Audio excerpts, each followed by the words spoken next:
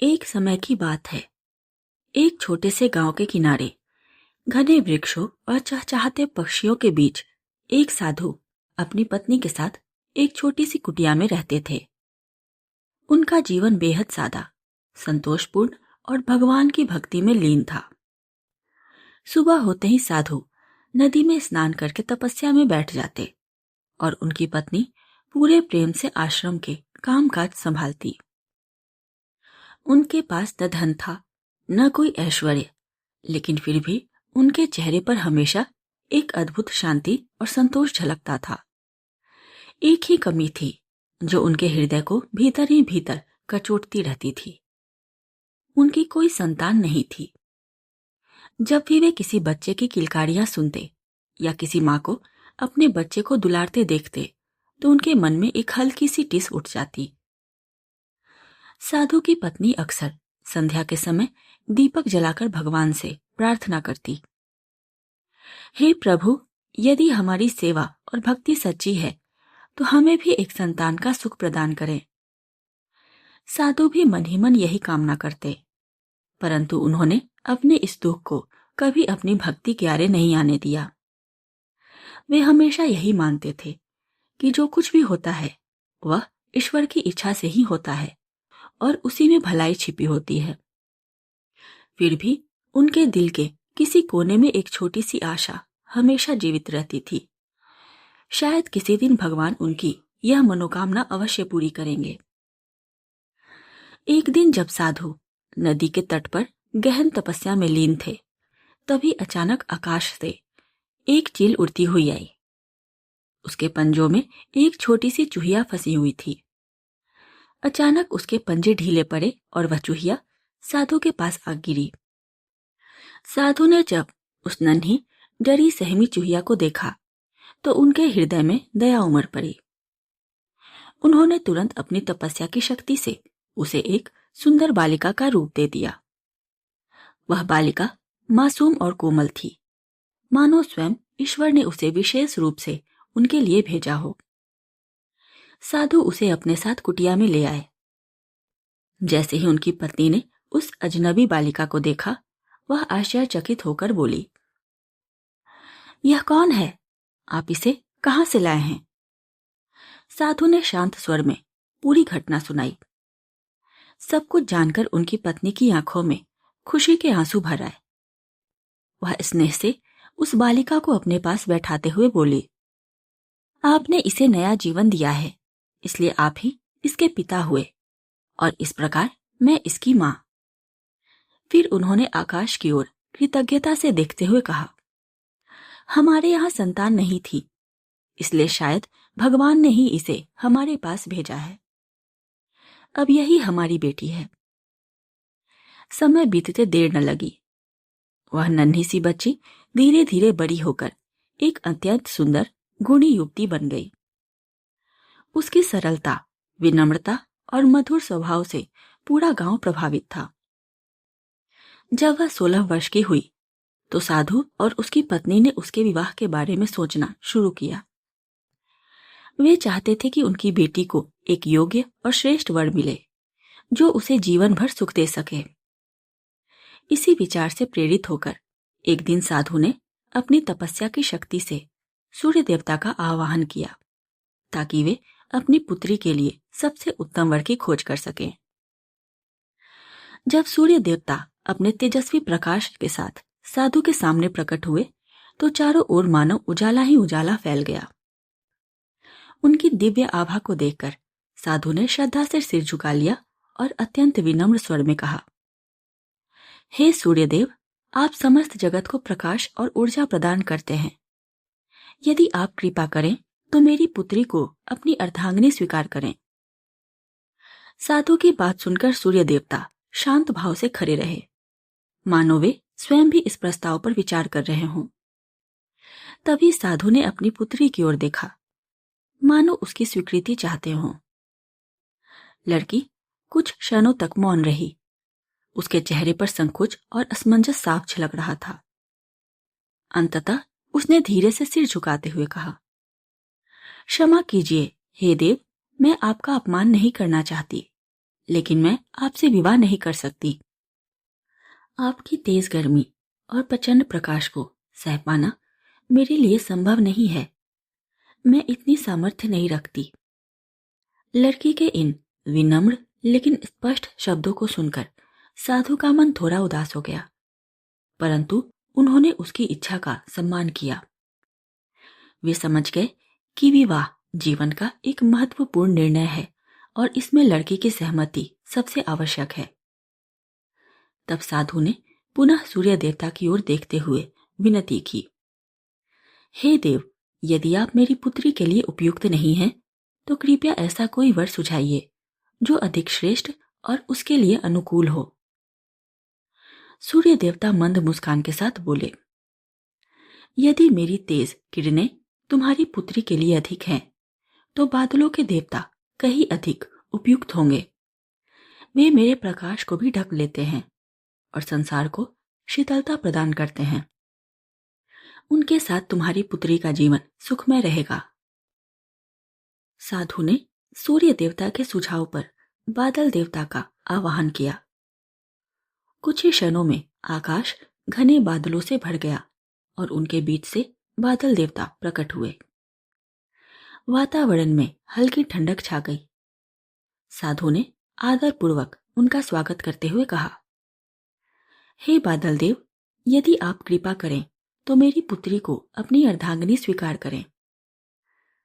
बादल देवता शांत भाव से खड़े रहे और साधु की पुत्री की ओर देखने लगे।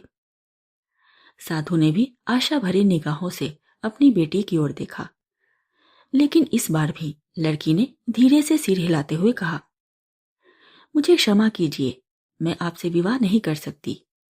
आपका स्वरूप मुझे बहुत काला और भयावह लगता है, और जब आप गरजते हैं तो मुझे बहुत डर लगता है।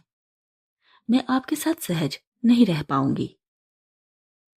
लड़के की यह बात सुनकर साधु का मन फिर से निराश हो गया, पर उन्होंने उसकी इच्छा के विरुद्ध कुछ भी कहने की कोशिश नहीं की। वे जानते थे कि जीवन साथी का चुनाव उसकी अपनी इच्छा से होना चाहिए।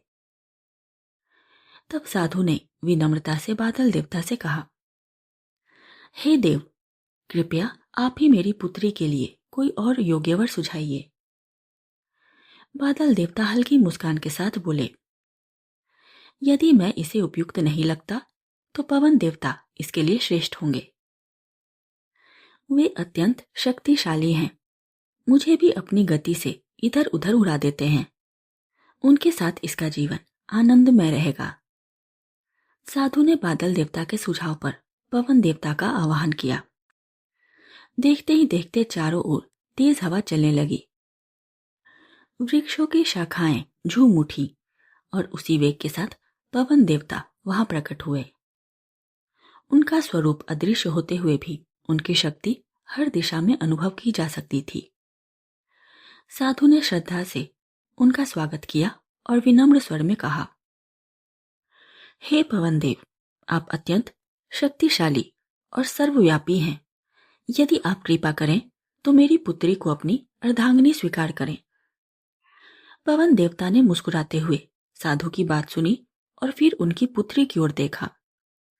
साधु ने भी आशा भरी दृष्टि से अपनी बेटी की ओर देखा, मानो इस बार उसे कोई आपत्ति न हो।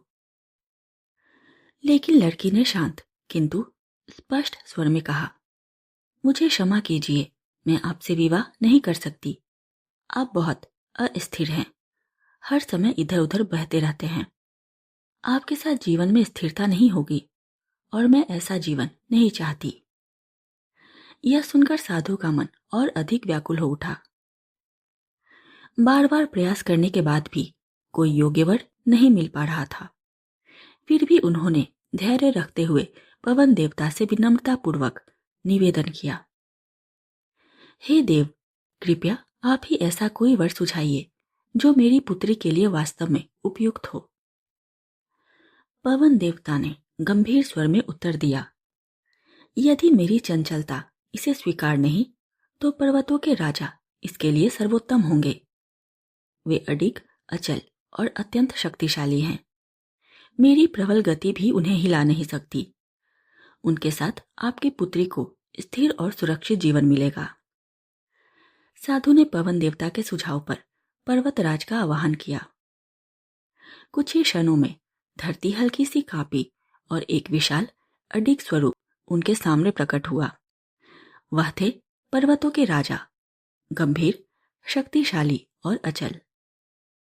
साधु ने आदरपूर्वक उन्हें प्रणाम किया और विनम्रता से कहा, हे पर्वतराज, आप स्थिरता और शक्ति के प्रतीक हैं। यदि आप कृपा करें तो मेरी पुत्री को अपनी अर्धांगिनी स्वीकार करें। पर्वतराज ने शांत भाव से उनकी बात सुनी और फिर लड़की की ओर दृष्टि डाली। साधु ने भी उम्मीद भरी नजरों से अपनी बेटी की ओर देखा, लेकिन इस बार भी लड़की ने धीरे से सिर हिलाते हुए कहा, मुझे क्षमा कीजिए, मैं आपसे विवाह नहीं कर सकती। आप अत्यंत कठोर और ठंडे हैं। आपके साथ जीवन में कोमलता और स्नेह का अभाव रहेगा। मैं ऐसा जीवन नहीं चाहती। यह सुनकर साधु का हृदय फिर से निराशा से भर गया। उन्होंने गहरी सांस लेते हुए अपनी पुत्री से कहा, तो फिर बताओ बेटी, तुम्हें कैसा वर चाहिए? लड़की ने विनम्रता से उत्तर दिया, मुझे ऐसा वर चाहिए जो स्वभाव से कोमल हो, सरल हो, जिसके साथ मैं सहज और सुखी रह सकूं। तब साधु ने पर्वतराज से ही मार्गदर्शन मांगा। हे देव, कृपया आप ही कोई ऐसा वर सुझाइए जो मेरी पुत्री के लिए उपयुक्त हो। पर्वतराज ने गंभीर स्वर में कहा, यदि इसे कोमल और सरल स्वभाव का वर चाहिए तो एक चूहा इसके लिए सबसे उपयुक्त होगा। वह नर्म भी होता है और इतना चतुर कि मेरे जैसे कठोर पर्वत में भी अपना घर बना लेता है। यह सुनकर साधु चकित रह गया, लेकिन जैसे ही उन्होंने अपनी पुत्री की ओर देखा, उनके आश्चर्य का ठिकाना न रहा। इस बार लड़की के चेहरे पर संतोष और प्रसन्नता साफ झलक रही थी। उसे यह प्रस्ताव पसंद आ गया था।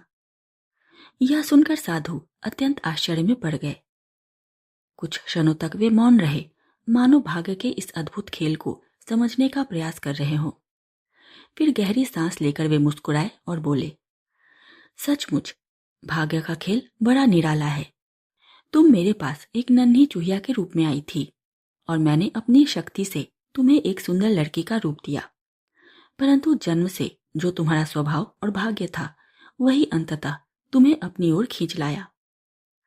उन्होंने स्नेह भरी दृष्टि से अपनी पुत्री की ओर देखते हुए कहा, लगता है तुम्हारे भाग्य में एक चूहे के साथ ही जीवन बिताना लिखा था और वही आज सामने आ गया। जो विधाता ने पहले ही तय कर दिया हो उसे कोई बदल नहीं सकता। फिर साधु ने अपनी आंखें बंद की और एक बार फिर ईश्वर से प्रार्थना करने लगे। अपनी तपस्या की शक्ति से उन्होंने उस युवती को पुनः उसके वास्तविक रूप एक छोटी सी चूहिया में बदल दिया। अब सब कुछ स्पष्ट था। भाग्य ने अपना मार्ग स्वयं बना लिया था और अंततः वही हुआ जो पहले से लिखा हुआ था। कहानी की नैतिक शिक्षा।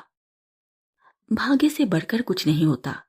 जो लिखा होता है वही होकर रहता है। हम चाहे जितना रूप बदल ले, हमारी मूल प्रकृति अंततः सामने आ ही जाती है। सच्चा सुख वही है जहां मन को शांति और अपनापन महसूस हो।